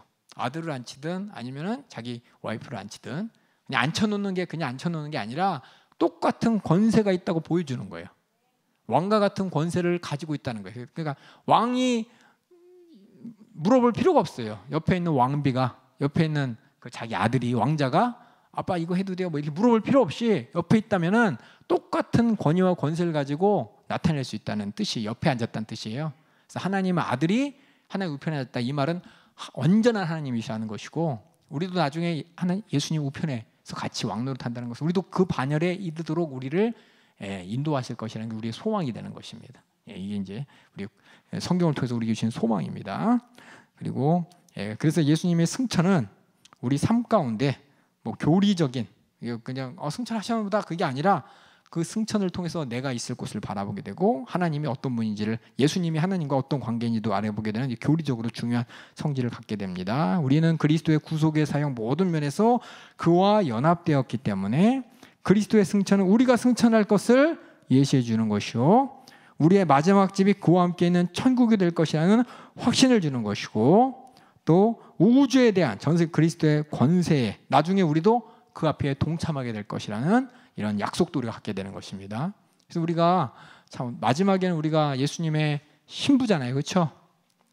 하나님의 가족이잖아요. 그게 어떤 말로만 어떤 관계적인 게 아니라 권세적인 것 측면에서도 우리가 그렇게 하나님이 우리를 그렇게 올려주신다는 거예요. 영광의 자리로 우리를 맞아주신다는 것이기 때문에 우리에겐 이것이 예수 믿는 것에 참 다른 종교랑은 비교할 수 없는 큰 은혜고 큰 소망이 되는 겁니다. 그래서 예수님의 부활과 승천을 그냥 부활하셨대, 승천하셨대, 이게 아니라 그 부활이, 승천이 내게 주신 소망인 것이고, 또 내가 그런 부활에 당첨할 자요, 또 승천해서 주님 우편에 앉을 자로서의 책임과 의무도 확실히 갖고서 신앙생활을 한다는 것을 꼭 인정해 주시기 바랍니다. 우리가 잘 알고 있는 예수님은 그리스도시다 할 때 그리스도의 단어를 한번 살펴볼게요. 어떻게 그리스도께서는 선지자이며 제사장이며 왕이 되실 수 있는가? 그리스도의 직분 삼중직이라고 해서 예수님이 이 땅에 오셔서 행하신 모든 일들을 통해, 또 예수님께서 앞으로 행하실 모든 일들을 통해 하나님과 또 우리 인간 사이에 또 어떤 직분을 감당하셨냐? 주요 세 가지가 선지자요, 제사장이요, 왕으로서, 구약의 선지자, 구약의 제사장, 구약의 왕을 대체하는 게 아니라, 대신하는 게 아니라 그런 직분을 똑같이, 그러니까 선지자로서의 직분을 예수님이 담당하시고 제사장으로서도 담당하시고 왕으로서도 담당하시면서 하나님과 우리 사이에 길을 여시고 화목을 여시고 또 관계를 맺게 하시는 분이라는 겁니다. 그래서 보면 그리스도의 삼중즉, 선지자로서는 하나님을 계시하시고 하나님 말씀 우리에게 전하시고, 제사장으로 우리를 대신해서 하나님께 제사를 드리고 자기가 친히 제물이 되신 분이시고, 왕으로서는 교회 또 우주에 다스리는 권세를 가지신 분입니다. 선지자로서의 그리스도란 말 자체를 아시죠? 그리스도가 원래 뜻이 히브리 말로는 메시아입니다. 같은 말이에요. 메시아, 그리스도 같은 말입니다. 메시아는 히브리어, 그리스어는 로마어, 헬라어, 그리스어. 그래서 같은 말이고, 원래 뜻은 기름 부음 받은 자. 그렇죠? 기름 부음 받은 게 무슨 뜻이냐? 구약에서 하나님이 특별히 택하여 사용하는 사람, 하나님의 어떻게 보면 하나님께서 특별한 직분을 줘서 하나님의 뜻을 이룰 사람들을 하나님께서는 기름을 부어서 수많은 사람들이 보게 하셨어요. 이 사람은 하나님이 쓰시는 사람이다. 왕에게 기름 부었다. 이 말은 그냥 기름 부은 의식인 게 아니라, 기름이 뭐냐면 이제 하나님의 거룩함을 입는 어떤 상징적인 표현이에요. 하나님의 거룩하심으로 사용당하는 사람이라는, 저 사람이 하나님께 거룩한 사람이라는 표시가 뭐냐면 기름을 붓는 뜻입니다. 그래서 거룩한 분은 하나님 한 분입니다. 그렇죠? 그래서 기름을 붓는다는 건 이 사람이 거룩하게 하나님이 쓰시는 사람이다. 거룩한 어떤 그런 것을 나타내는 표시였어요. 그래서 기름을 부어서 선지자들이 하나님께 쓰임 받는다고 많은 사람에게 선포될 때 기름 부었죠. 그래서 예수님도 똑같이 하나님이 구약에 쓰셨던 선지자들처럼 하나님의 말씀을 가르치고 회개케 하시는 일에 예수님께서는 똑같이 이 땅에서 직접 자기가 하나님의 아들이지만 아버지 하나님의 뜻을 온전히 가르쳤습니다. 그러기 위해서는 자기가 그렇게 하나님의 선지자들처럼 내가 너희들에게 말한다, 내가 하는 말은 하나님이 나를 통해 너에게 하시는 말씀이다 라는 걸 가르쳐주기 위해서 예수님은 자기 자신이 선지자 중에 하나라는 것을 사람들이 알아볼 수 있도록 사역하셨어요. 그래서 예수님께서 저희 가이사랴 빌립보 지방에 사람들이 날 누구로 생각하나 할 때 다들 선지자 중에 하나라고 합니다 라고 하잖아요. 그 말은 뭐냐면 선지자처럼 하나님의 말씀을 전하는 자입니다. 다시 당신이 하는 말은 하나님 말이 맞습니다라고 고백하는 겁니다. 그리고 자기 자신, 예수님도 자기 자신이 선지자들처럼 보이도록 하셨어요. 보이도록 사역하셨어요. 그래서 보면은 어떤 선지자분, 모세와 같은 선지자로서 특별히 예수님께서는 여러 번 말씀하셨습니다. 이후에 다른 선지자도 뒤를 이었지만 또 그와 비슷한 선지자가 날 것이라고 신명기에 보면 모세를 통해 하나님께서 예언하셨어요. 저는 이제 마가복음 하신 분들은 알 거예요. 신명기 18장 15절 18절에 이 모세가 이스라엘 백성들이 이제 약속의 땅에 들어가기 전에 모압 땅에서 유언처럼 이제 신명기 다시 말하면서 출애굽기에 없었던 하나님의 약속을 말하는 게 바로 신명기 18장 15절에서 18절 말씀이 한번 읽어주세요.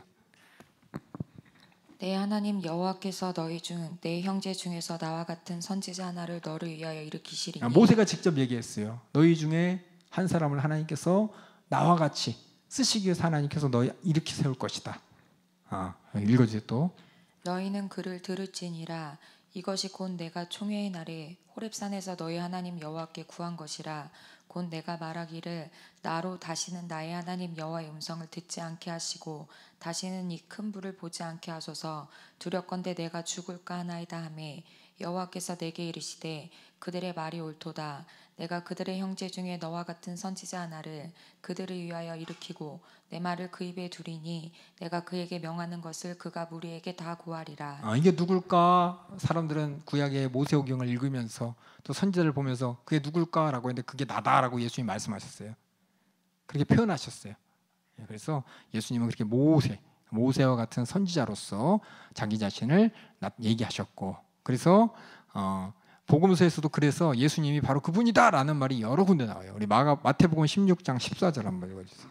가로되 더러는 세례 요한, 침례 요한, 더러는 엘리야, 어떤 이는 예레미야나 선지자 중에 하나라 하나이다. 선지자 중에 하나입니다. 그런데 나는 모세와 같은 선지자라고 얘기하죠. 모든 성경 구조 이렇게 써 있습니다. 그래서 예수님이 하신 사역도 보면은 모세가 했던 사역 비슷하지만 모세보다 더 큰 능력의 사역을 보여주시면서 사람들이 바라볼 때 우리가 읽었던 모세와 같은 선지자, 모세가 얘기했던 나와 같은 선지자가 나타난다는데 저 사람이네, 저 사람 말 들어야겠네, 이런 어떤 표현을 이런 느낌, 이런 깨우침이 있었을 것입니다. 그래서 예수님께서는 이렇게 근데 자기 자신을 한 번도 선지자라고 직접적으로 부른 적은 없었습니다. 왜냐하면 예수님은 선지자 중 하나라는 그 정도 수준이 아니라 모세보다 더 큰, 모세와 같은, 하지만은 선지자 이상의 구약에 하나님께서 예언하셨던 오실 자였어요. 누가복음 24장 27절 한번 읽어주세요. 이에 모세와 이게 누가복음 24장 27절은 예수님이 부활하신 다음에 제자들한테 하는 얘기입니다. 예수님 부활하시고 나서 제자들한테 하는 얘기예요. 상황을 잘 읽어보세요. 읽어주세요. 이에 모세와 및 모든 선지자의 글로 시작하여 모든 성경에 쓴 바 자기에 관한 것을 자세히 설명하시니라. 예수님께서, 저도 이걸 읽으면서 다시 알았는데, 예수님께서 부활하시고 승천을까지 뭐 하셨을까? 보면 제자들 만났더라. 근데 예수님께서 이 땅에서 40일 동안 계셨다 그랬잖아요. 뭐 하셨을까요? 보면 이적 행하지 않으셨어요. 그렇죠? 행하셨나요? 안 하셨잖아요. 그렇죠? 40일 동안 뭐 하셨을까요? 이게 제자들에게 성경을 가르쳐 주셨어요. 제자들에게 구약에 예언했던 그게 바로 나라고, 모든 성경을 가르쳐 주신 것을 우리가 보면 알듯이, 이렇게 구약에서 얘기했던, 모세가 얘기했던, 선지자가 예언했던 그게 바로 나에 대한 얘기고, 그걸 다 제자들에게 가르쳐 준 것이 예수님께서 부활하시고 승천하시고 40일 동안 하신 일이에요. 참 이상하게 40일 동안 예수님이 어떤 사람도 만나서 많은 사람 앞에 막 뭐 천국 복음을 얘기한 것도 아니요, 죽은 자를 살리신 것도 아니요, 병든 자를 고친 것도 아니요, 뭐 제자들 데리고서 막 변화산에 간 것도 아니고, 뭐 하셨나 봤더니 제자들에게 시편과 모세글과 또 선지자들이 있었던 그 하나님의 예언의 내용이 바로 나에 대한 내용이다라는 걸 자세히 가르쳐준 내용이 바로 예수님이 하셨던 걸 우리가 이제 발견할 수가 있습니다. 그래서 예수님은 단순히 하나님의 뜻을, 계시를 전달하는 자가 아니라 자기 자신이 계시의 근원입니다. 하나님으로서 아버지 하나님이 이렇게 말하래 하고 선지자들은 그렇게 얘기했지만 예수님은 직접 얘기했었어요. 그렇죠? 직접 아버지의 뜻이 무엇인지 직접. 그래서 성경에 뭐라 그러냐? 대부분 선지자들은 뭐라고 얘기합니까? 여호와께서 말씀하시되 이렇게 얘기를 해요. 근데 예수님은 뭐라 그러냐? 내가 너에게 말하노니, 이렇게 말씀하신다고요. 이게 뭐냐면 자기 자신이 계시의 근원인 하나님의 말씀이라는 걸 전제하고 말씀하셨습니다. 그래서 예수님은 하나님 말씀으로서 자신의 권위로서 말씀하시죠. 다른 선지자들은 여호와의 말이니라, 여호와께서 말씀하신다 이렇게 했지만 예수님은 내가 너에게 말하노니 이렇게 시작하니까, 그럼에도 예수님은 온전하시고 참된 하나님의 선지자로서 하나님께서 우리에게 계시하시고 또 하나님의 말씀을 전하신 일을 하셨습니다. 그래서 예수님은 선지자지만 그냥 구약의 선지자가 아닙니다. 말씀 그 자체가 하나님 그 자신이라는 겁니다. 그 다음에 예수님은 또 제사장으로서, 그리스도로서 예수님께서는 자신의 죄를 위한 완전한 제물을, 자신을 죄를 위한 완전한 제물로 드렸습니다. 제물임과 동시에 제사장이에요. 우리 히브리서 4장 14절 한번 읽어주세요. 그러므로 우리에게 큰 대제사장이 있으니 승천하신 자 곧 하나님 아들 예수시라. 우리가 믿는 도리를 굳게 잡을지어다. 또 뒤에 히브리서 9장 24절도 읽어주세요. 그리스도께서는 참것의 그림자인 손으로 만든 성소에 들어가지 아니하시고 오직 참 하늘에 들어가사 이제 우리를 위하여 하나님 앞에 나타나시고. 제사장의 의미는 뭐냐면은 선지자 하나님 말씀을 전하는 것으로 끝인데, 제사장은 하나님과 인간 사이에서 하나님과 인간을 만나게 하는 역할이에요. 그러니까 예수님은 이 땅에 오셔서 하나님과 우리가 만날 수 있도록 하신 일을 하셨어. 그렇게 하셔야 돼요. 그래서 계속해서 예수님께서 우리를 하나님께로 나아갈 수 있도록 해주시고, 그래서 예수님께서 십자가 달려서 죽으실 때 완전한 제사로서 하나님과의 맡긴 죄의 담을 허문 그 지성소에 막아놨던 휘장이 찢겨져 내리는 사건을 통해서 하나님과 우리를 완전하게 만나게 하시는 분이라는 겁니다. 그래서 제사장으로서 예수님 우리를 위해서 계속해서 또한 기도하시고 또 하나님을 영화롭게 하시는 분입니다. 히브리서 7장 25절 한번 읽어주세요. 그러므로 자기를 힘입어 하나님께 나아가는 자들을 온전히 구원하실 수 있으니 이는 그가 항상 살아서 저희를 위하여 간구하심이니라. 로마서 8장 34절도 읽어주세요. 누가 정죄하리요? 죽으실 뿐 아니라 다시 살아나신 이는 그리스도 예수시니 그는 하나님 우편에 계신 자요 우리를 위하여 간구하시는 자시니라. 우리를 위하여 간구하신다고 되어 있습니다. 또 한 절 또 있나요? 디모데 전서 이게 없나? 2장 5절. 읽어주세요. 하나님은 한 분이시요 또 하나님과 사람 사이의 중보도 한 분이시니 곧 사람이신 그리스도 예수라. 그렇게 간구를 통해서 하나님과 우리를 만나게 죄를 허물어서 우리를 만나게 하시고 간구를 통해서 우리의 사정을 하나님께 알리고 또 하나님으로서 하나님의 영광을 우리에게 보여주시는 그 역할을 하신 분이 제사장으로서의 그리스도입니다. 그 구약의 제사장과는 차원이 훨씬 높은 그런 그리스도로 왕으로서의 그리스도로서 예수님을 유대인의 왕이다라고 마태복음은 선언하고 시작합니다. 우리 마태복음 2장 2절 읽어주세요. 유대인의 왕으로 나시니가 어디 계시뇨? 우리가 동방에서 그의 별을 보고 그에게 경배하러 왔노라 하니. 그리고 왕으로서 왕국이죠. 하나님의 나라를 곧 임할 하나님의 나라를 선포하셨고 또 왕으로서 예루살렘에 입성하실 때 많은 사람이 호산나 호산나 하면서 왕으로서의 환영을 받으시고 또 부활 후에 교회와 우주를 다스릴 큰 권세가 있으신 큰 권세가 있는 왕의 모습을 또 에베소서에서 이렇게 언급했습니다. 에베소서 1장 20절 21절 읽어주세요.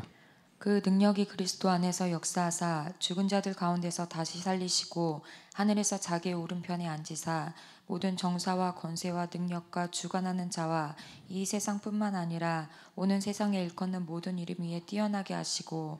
이게 이제 예수님의 권세자의 모습, 왕으로서의 모습입니다. 재림이시 예수님 다시 오실 때는 더 큰 권세를 가지고 이 땅에 온전하게 많은 사람에게 보여지게 될 것이라고 또 기록되어 있어요. 우리 데살로니가 후서 볼까요? 1장 7절부터 10절.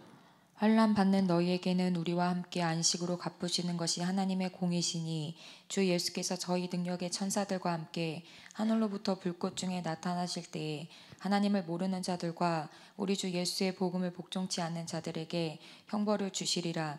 이런 자들이 주의 얼굴과 그의 힘의 영광을 떠나 영원한 멸망의 형벌을 받으리로다. 그날에 강림하사 그의 성도들에게서 영광을 얻으시고 모든 믿는 자에게서 기이 여김을 얻으시리라. 우리의 증거가 너희에게 믿어졌음이라. 예수님이 재림하실 때 그 왕으로서 권세로서 내려오시는 모습을 이렇게 묘사하고 또 이렇게 예고했다면 우리 계시록에도 우리 19장 11절 16절 한번 쭉 읽어주세요. 또 내가 하늘이 열린 것을 보니 보라 백마와 탄 자가 있으니 그 이름은 충신과 진실이라. 그가 공의로 심판하며 싸우더라. 그 눈이 불꽃 같고 그 머리에 많은 면류관이 있고 또 이름 쓴 것이 하나가 있으니 자기밖에 아는 자가 없고 또 그가 피 뿌린 옷을 입었는데 그 이름은 하나님의 말씀이라 칭하더라. 하늘에 있는 군대들이 희고 깨끗한 세마포를 입고 백마를 타고 그를 따르더라. 그의 입에서 이한검이 나오니 그것으로 만국을 치겠고 친히 저희를 철장으로 다스리며 또 친히 하나님 곧 전능하신 이의 맹렬한 진노의 포도주 틀을 밟겠고 그 옷과 그 다리에 이름 쓴 것이 있으니 만왕의 왕이요 만주의 주라 하였더라. 예수님이 재림하실 때 이렇게 엄청난 왕과 같은 모습으로 오실 것을 또 기록했습니다. 만왕의 왕으로서 모든 무릎이 그 앞에 꿇게 될 예수님의 권세, 왕으로서의 그리스도의 모습을 성경은 기록하고 있습니다. 그렇다면 아까 얘기했죠. 예수님이 예수님 우편에 또 앉아주실 것이라고. 예수님은 구원받은 자들의 첫 열매가 되신 것이라고. 마찬가지로 우리도 예수님을 따라서 우리 또한 선지자요, 제사장요, 왕으로서의 예수님 닮은 우리 역할이 있다는 겁니다. 천국에 완성된 우리의 신분은 뭐냐? 그리스도와 같은 영광의 자리에 함께할 자로서 그리스도를 본받는 선지자, 제사장, 왕이 될 것입니다. 선지자로서 우리는 하나님 말씀을 전하죠. 전하셔야 돼요. 듣는 자, 제가 말씀드리잖아요. 전하셔야 돼요. 뭐냐, 난 듣고 그냥 이렇게 신앙생활 왔다 갔다 하고 교회 다니면 되지 않냐. 누가 물어보면 대답해 주셔야 됩니다. 해주셔야 돼요. 대답 못하고 그냥 오물쭈물하면 안 돼요. 모르면 저한테 물어보시고 성경을 보고 이해하시고 내가 예수를 왜 믿는지, 예수님이 누군지 확실하면 나오는데 여러분 스스로 한번 확증해 보세요. 내가 확실하게 나올 수 있는 사람이 아니면 못 나오는 사람이냐. 못 나오면 어떻게 되느냐? 내 안에 없다는 거예요. 냉혹하게 말해서 내 자신 스스로를 과신하지 마세요. 내가 이게 말을 하고 내가 설명을 할 수 있고 저 사람이 질문에 내가 왜 그 질문을 하는지까지 알아서 할 수 있을 정도로 내가 하나님의 말씀, 예수 그리스도를 믿는 믿음, 예수님이 누군지, 하나님이 예수님을 왜 보내셔야만 했는지 여러 가지 질문 가운데 대답할 수 있도록 여러분이 잘 준비하셔야 되고 잘 갖고 있으셔야 돼요. 그래서 뭐냐? 성경 읽으시고 기도하는 이유도 하나님의 말씀이 내 안에서 확실하게 운동력 있게 경험과 체험으로 내가 말하기 위해서 그걸 더 깊게 내가 인정하기 위해서 이렇게 해야죠. 그렇죠? 많은 우리 고등학생들 시험 보기 전에 문제는 풀지만은 문제를 설명하지 못하면은 아는 게 아닙니다. 알겠어요? 찍어서 맞은 건 맞은 게 아니에요.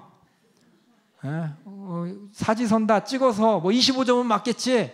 25점이라고 세상에서 인정하지만 하나님은 인정 안 해요. 찍어서 25점 맞았는데 너 모르잖아. 하나님 그렇게 얘기한다니까요. 우리 모르는 거 그러면 안 된다는 거예요. 선지자로서 우리는 전해야 됩니다. 또 왕 같은 제사장으로서 우리는 예수님인 우리로 하여금 하나님 앞에 나아갈 수 있도록 우리를 만드시고, 다시 말해서 제사장으로서의 역할은 하나님과 인간 사이에 있다 그랬죠. 내가 할 역할은 하나님과 다른 사람 사이에서 그 사람이 하나님께 나아갈 수 있도록, 하나님이 나아갈 수 있도록, 만날 수 있도록 하는 그 역할을 내가 또 해야 되는 것이고, 또 그리스도의 왕적인 이 통치에 우리는 나중에 동참하게 될 것이고, 그래서 예수님 안에서 하늘에 앉게 된다고 기록돼요. 에베소서 2장 6절 읽어주세요. 또 함께 일으키사 그리스도 예수 안에서 함께 하늘에 앉히시니. 그다음에 예수님의 권세를 가지고 우리 또한 악한 영적 세력을 대적할 수 있는 능력을 갖게 되는 왕의 권세를 갖게 됩니다. 우리 에베소서 6장 10절에서 18절 한번 읽어주세요. 정말로 너희가 주 안에서와 그 힘의 능력으로 강건하여지고 마귀의 괴계를 능히 대적하기 위하여 하나님의 전신갑주를 입으라. 마귀를 대적할 수 있는 건 하나님밖에 없습니다. 아세요? 마귀는 우리 인간은 대적 못해요. 하나님만 대적할 수 있는데, 우리가 예수 믿고 구원받은 다음에 그 마귀를 대적할 권세를 갖게 된다는 것입니다. 그다음 읽어주세요. 우리의 씨름은 혈과 육에 대한 것이 아니요 정사와 권세와 이 어둠의 세상 주관자들과 하늘에 있는 악의 영들에게 대함이라. 그러므로 하나님의 전신갑주를 취하라. 이는 악한 날에 너희가 능히 대적하고 모든 일을 행한 후에 서기 위함이라. 그런즉 서서 진리로 너희 허리띠를 띠고 의의 흉배를 붙이고 평안의 복음에 예비한 것으로 신을 신고 모든 것 위에 믿음의 방패를 가지고 이로써 능히 악한 자의 모든 화전을 소멸하고 구원의 투구와 성령의 검 곧 하나님의 말씀을 가지라. 모든 기도와 간구로 하되 무시로 성령 안에서 기도하고 이를 위하여 깨어 구하기를 항상 있으며 여러 성도를 위하여 구하고. 성경에서 그래서 마귀와 대적하라, 이게 그냥 대적하라는 거 아니라 우리가 예수님과 같은 왕의 권세를 가진 자라는 겁니다. 예수님께서 그리스도로서, 선지자로서, 제사장으로서, 왕으로서 하나님이 뜻을 이뤘듯이 우리 또한 똑같이 제 선지자처럼 예수 그리스도의 복음, 하나님의 말씀을 전하는 것이고, 제사장처럼 하나님과 또 죄인들 하나님 만날 수 있도록 내가 그 가운데서 지금 하나님을 만날 수 있는 길을 여는 자요, 또 하나님의 영광을 보여주는 자가 될 것이요, 또 권세자로서 예수님이 가신 권세처럼 최고의 권세는 마귀와 대적하는, 마귀가 이길 수 있는 권세라는 겁니다. 그래서 우리가 예수님께서 다시 오셔서 다음 장이요, 새 하늘과 새 땅을 다스릴 때 우리는 하나님이 이제 알아. 그동안 무지했던 내가 확실히 알게 됩니다. 온전한 지식으로 참된 선지자가 될 것이라고 기록되어 있어요. 고린도전서 13장 12절 읽어주세요.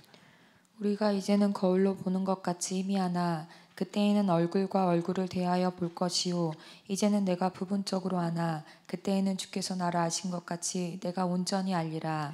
그래서 이게 이제 그때고, 그다음에 주의 존전에서 영원히 예배하고 찬양하는 영원한 제사장이 될 것이라고 계시록 22장 3절 4절 또 읽어주세요.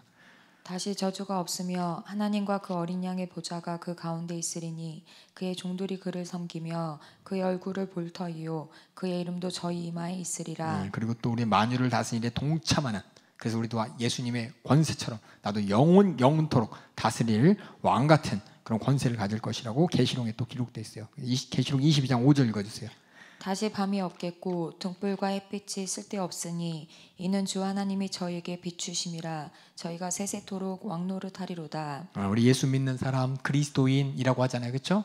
그리스도인 하니까 2000년에 그 사람 내가 알아가 아니라 그리스도로서의 사명을 감당하신 하나님의 아들 그 예수라는 사람의 생애가 우리 안에 재현된다. 왕으로서 내가 어떻게 할 것인지, 제사장으로서 내가 어떻게 될 것인지, 선지자로서 내가 어떻게 할 것인지 분명히 내가 알고 행해야 진짜 그리스도인이 됩니다. 선지자들 뭐 누가 하나님 말씀 뭐 있죠? 특별히 쓰는 사람들, 뭐 하나님이 쓰시는 뭐 선지자들 보면서 내가 진짜 하나님 말씀을 전하는 선지자가 내가 돼야 되는 것이고, 거짓 선지자들 말고 진짜 선지자.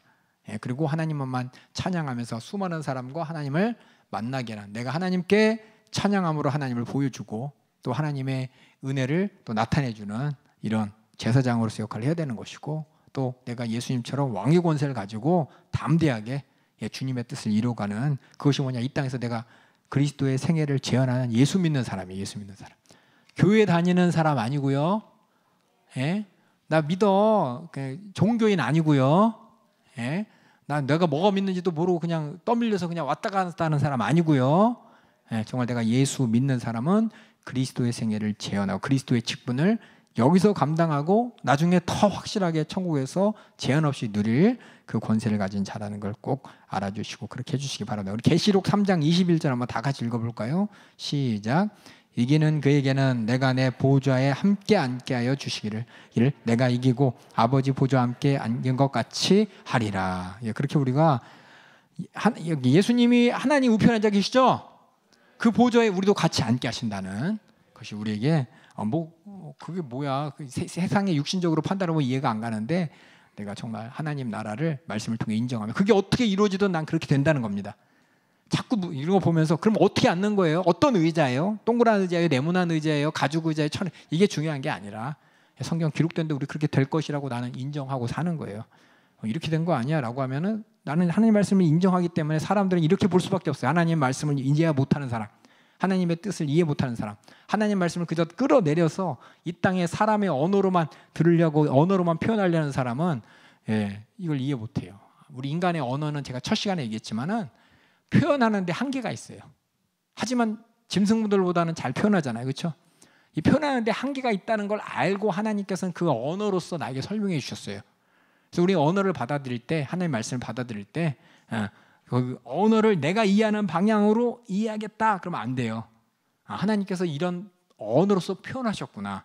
표현하지 못할 하나님의 나라와 하나님의 세계와 하나님의 능력과 권세를 언어로서 표현하다니까 결국 이렇게 표현한 거구나 라면서 우리 성경을 통해 읽고 성경을 통해 깨달을 때 내가 생각 갖고서 그리지 마시고 여백을 많이 두세요. 여백. 내가 이해하지 못하는 부분까지도 있다. 내가 표현하지 못하는 부분도 있다. 하지만 하나님은 이렇게 언어로서 표현하려고 하는 그 중심을 내가 딱 잡으면 되는 겁니다. 아시겠죠? 예. 어떤 사람 하늘이니까는 자꾸 어떤 사람 하늘은 하늘색을 보는 사람이 있고 어떤 사람 하늘은 까만 우주를 보는 사람이 있고 어떤 사람의 하늘은 저기 뭐예요? 저녁 석양을 보는 사람이 있고 각자 자기 마음대로 하늘을 보지 마시고 그런 색깔을 싹 빼세요.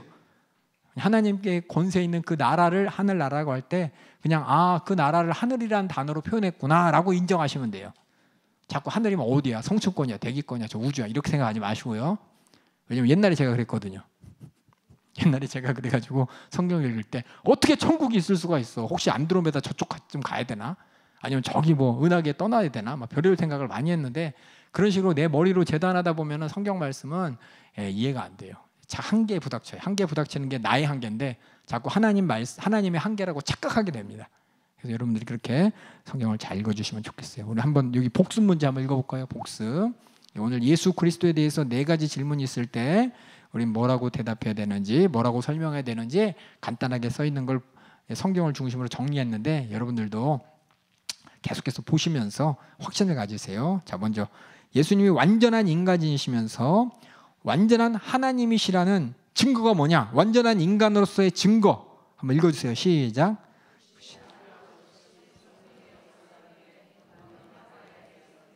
또 하나. 이걸 볼 때 예수님은 진짜 우리랑 똑같은 인간이었습니다. 그럼에도 불구하고 예수님은 완전한 하나님이세요. 하나님으로서의 증거 한번 읽어보세요. 시작. 전지하시고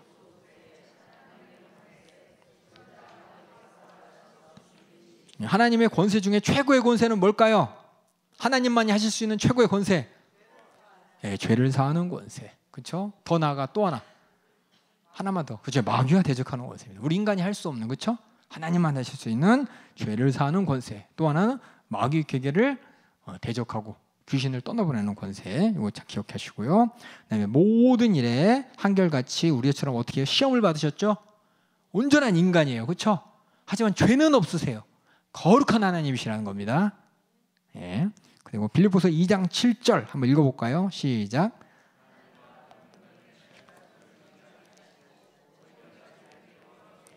자기를 비웠다 이 말이 무슨 뜻이라고요?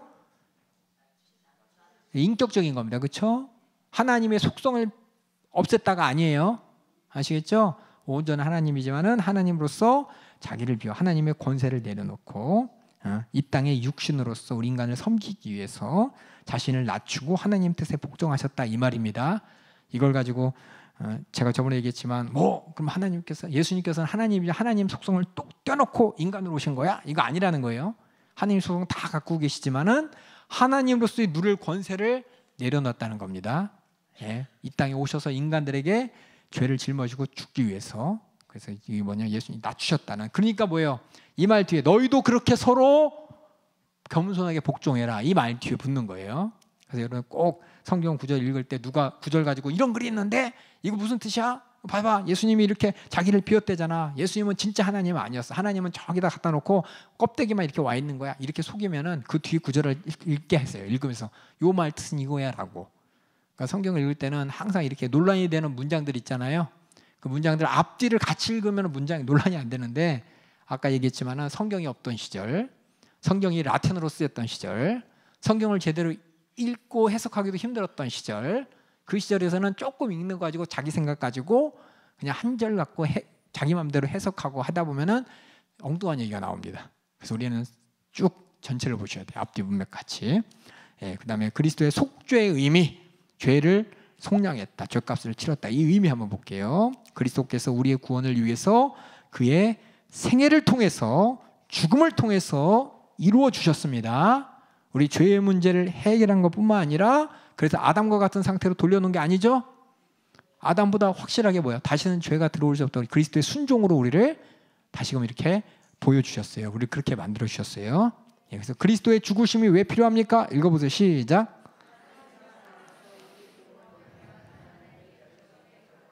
하나님께서는 그리스도의 속죄가 하나님 입장에서 필요한가요?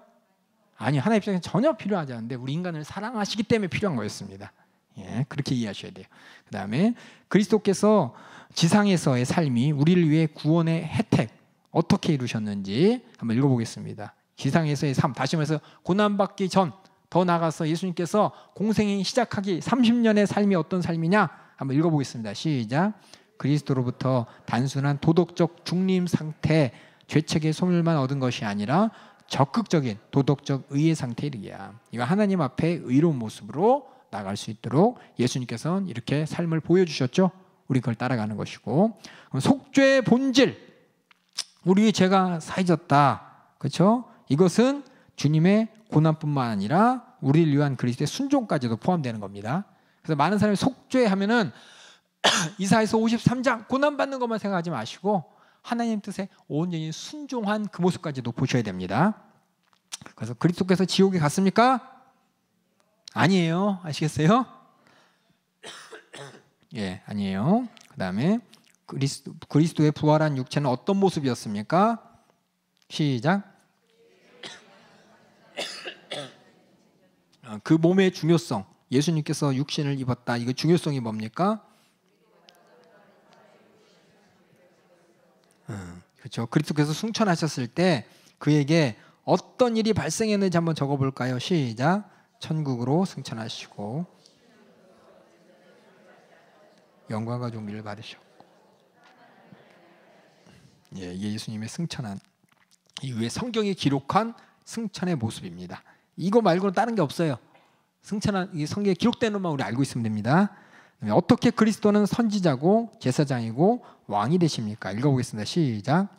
선지자로서 하나님을 계시하시고 하나님의 말씀을 전하시고 제사장으로서 우리를 대신하여 하나님의 제사를 드리고 자기가 친히 제물이 되시고 왕으로서 교회와 우주를 다스립니다. 감사합니다. 이것이 또 우리가 이 땅에서 예수의 생애를 재현하며 해야 될 일인 것이고, 더 온전한 선지자와 제사장과 왕으로서 또 주님 우편에서 우리가 함께 해야 될, 누리게 될 직책입니다. 이렇게 오늘 예수 그리스도까지 함께 나눴습니다. 이번 학기는 이렇게 6강 했는데, 사실 지난번에는 이거 몇 년 전에는 이거를 한 학기 동안 했어요. 아니, 중간고사 때까지 했어요. 중간고사 때까지 지금까지 한 걸 다 하고 중간고사를 봤는데 천천히 좀 설명했는데도 빠르죠? 천천히 설명했는데도 이 양이 되게 많거든요. 이게 양이 많은데 그래서 이제 신약하고 구약 한 다음에 이걸 해요, 저는. 그래서 신약 한번 구약을 쭉 훑고 신약을 읽고 그다음에 이제 주제별 신학을 이렇게 하면서 성경 전체를 이렇게 다시 한번 정리하는 게 우리 성경학교 평신도 성경학교 이 과정인데 여러분들이 이 과정을 잘 보시고 또 기회 있으면 또 더 좋은 과정들 참여해 주시면 감사하겠습니다.